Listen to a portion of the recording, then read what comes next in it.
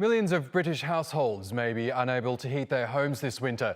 That's the warning from industry experts as the UK battles a global fuel shortage and soaring gas prices. The country remains heavily reliant on gas, especially during the cooler months. But due to regulatory price caps, it's unable to outbid the likes of China for wholesale gas. That's left consumers facing rising bills and suppliers forced to close their doors. And as Oliver Regan reports, it could get worse. It's set to be a long, difficult winter for the Gammon family. With energy prices surging to all-time highs, Karen, a carer, and Lee, who works at a primary school, are already planning how to cut back. Try and limit of when the heating's on, maybe not have it on continuously, just in different spells when the children are home from school, and then just wrap up extra layers, maybe even blankets. The charity National Energy Action has warned that more than 500,000 households in the UK will enter into fuel poverty this winter and that vulnerable people are at dire risk of premature death. Some households, including the Gammons, may be forced to choose between heating and eating. We may have to, but obviously the welfare of the family comes first, so any decisions we make won't be taken lightly. The price of wholesale natural gas has soared. This week it was 250% higher than at the beginning of the year, according to trade body Oil and Gas UK. A regulator Ofgem was forced to up its price cap by 12% at the beginning of October, adding hundreds of dollars to household expenses and piling pressure on authorities to do more to help struggling consumers. The UK government is already facing criticism for fuel shortages and cuts to the benefit system. Adding those soaring energy prices, and economists are now predicting that Britain's poorest families will be facing a cost of living crisis in the coming months.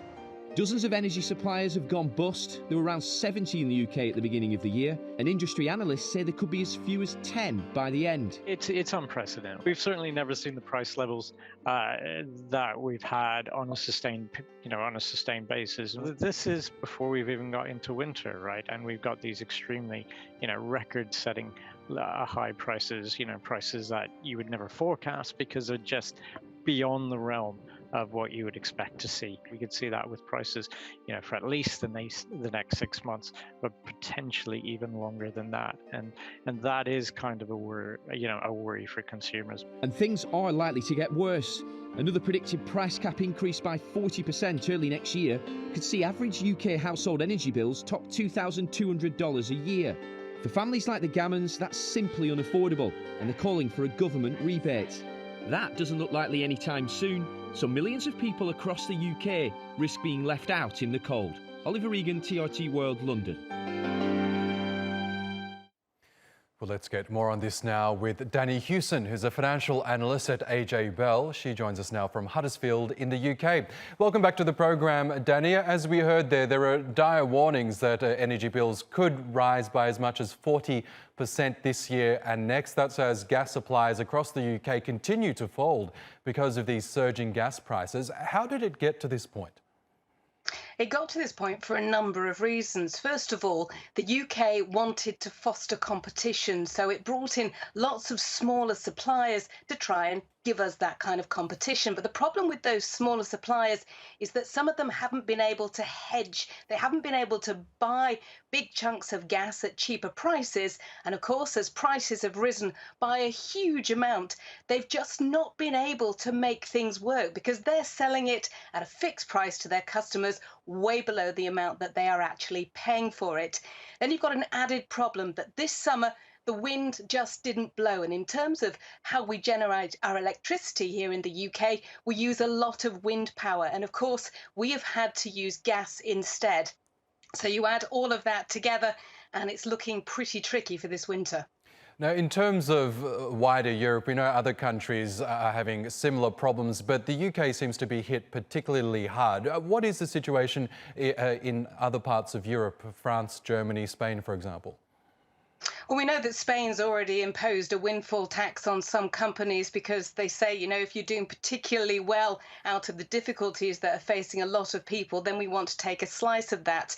Look, gas prices are incredibly high, but as you say, the UK is particularly affected, and that is because we use gas for heating. About 80% of our homes here in the UK use gas, and we also have very limited storage, which means that, we can't have a whole load of gas sat there for a few months buying when the price is low and then being able to use that when the price is high. So that is why the UK is more badly affected than other parts of Europe. But as I say, it is hard at the moment, which is why when Vladimir Putin, the Russian president, made his comments earlier this week that he might well be able to pump a bit more gas to Europe, that went down particularly well. But of course, there is a tricky issue that he wants to be given regulatory approval by German authorities for a gas pipeline, and that could create a sticky situation.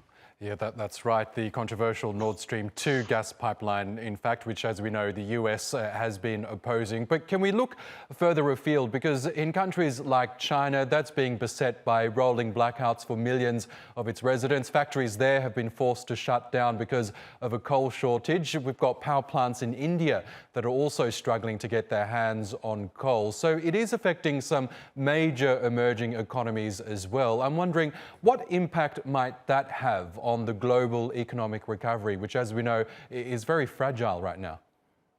It is fragile, and the biggest issue is, of course, that everything ground to a halt, and now all the economies around the world are wanting to get right back going again, and that requires energy. And we have huge issues because we're having this massive energy transition at the same time. So people are trying to limit the amount of gas that is sourced. They're trying to limit the amount of coal that is mined because they want us to transition. The problem is we're just not quite there yet. So yes, it is going to have a big impact on emerging economies in exactly the same way that it is having here in Europe. There was a fire earlier on at a gas pipeline production facility in Russia, and there was a bit of concern that that might affect supplies to China. We've been told that that is now all under control and won't affect supplies. But as soon as you get an event like that, people are really nervous because that is how precarious the situation is. Sure is. Danni Hewson from AJ Bell, really good to get your analysis. Thank you as always for your time.